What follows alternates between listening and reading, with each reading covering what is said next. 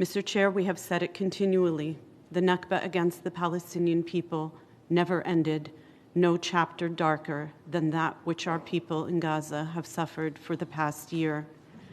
The absence of accountability has permitted Israel's unbridled impunity, its politicians, military, and settler militias descending to unimaginable depths of cruelty and depravity, inflicting unfathomable terror, trauma, loss, and devastation on the Palestinian people, a situation equated to, quote, hell on earth, a betrayal of our humanity, a stain on the world's conscience. Tens of thousands of Palestinian civilians, babies, children, women, men, youth, elderly, have been killed. 902 families exterminated in their entirety.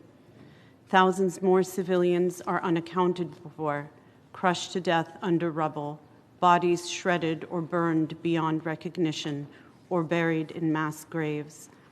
Over 100,000 people injured and maimed, thousands abducted, imprisoned in Israeli torture camps, many killed in captivity.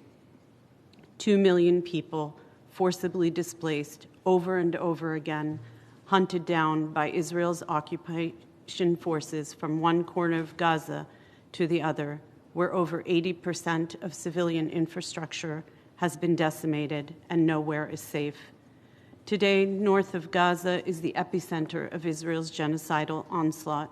Those not killed by Israel's weapons are being starved to death and ravaged by disease as the occupying power continues its siege of Gaza, obstructing aid and depriving our people of food, water, medicine, and all essentials for human survival, targeting hospitals and aid workers, deliberately imposing conditions of life intended to collectively punish, to torment, to force departure, to destroy our people, forcing them to choose between ethnic cleansing, genocide, or surrender and submission to its settler colonial domination and apartheid regime. And yet, still, no accountability, no protection for the occupied, defenseless civilian population targeted by this genocidal wrath. Instead, there is rampant impunity, more atrocities, more colonization, more annexation, more persecution in Gaza and across the rest of occupied Palestine, in the West Bank, including East Jerusalem.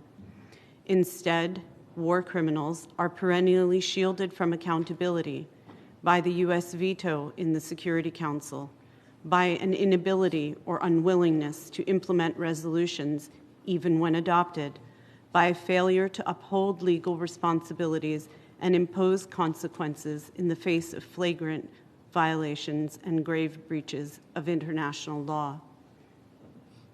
It is the height of perversity, even as Israel violates every rule of law, every moral principle, every tenet of humanity, instead of being held responsible, instead of independent international investigations, accountability, and consequences, Israel is actually the one taking punitive measures.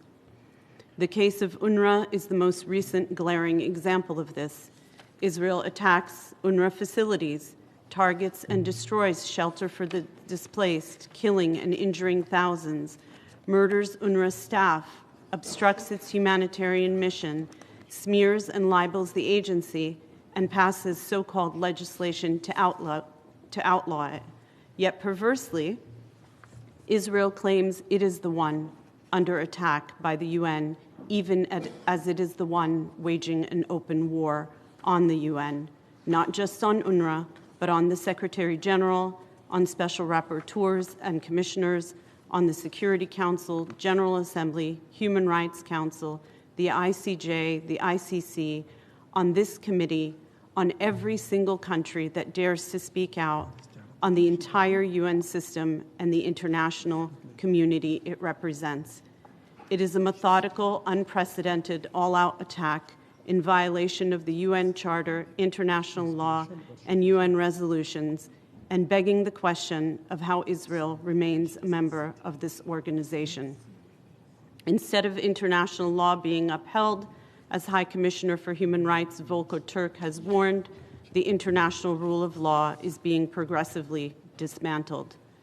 But what we see in your work, special rapporteurs and commissioners, and civil society, are powerful testimonies to the facts and clarion calls for justice.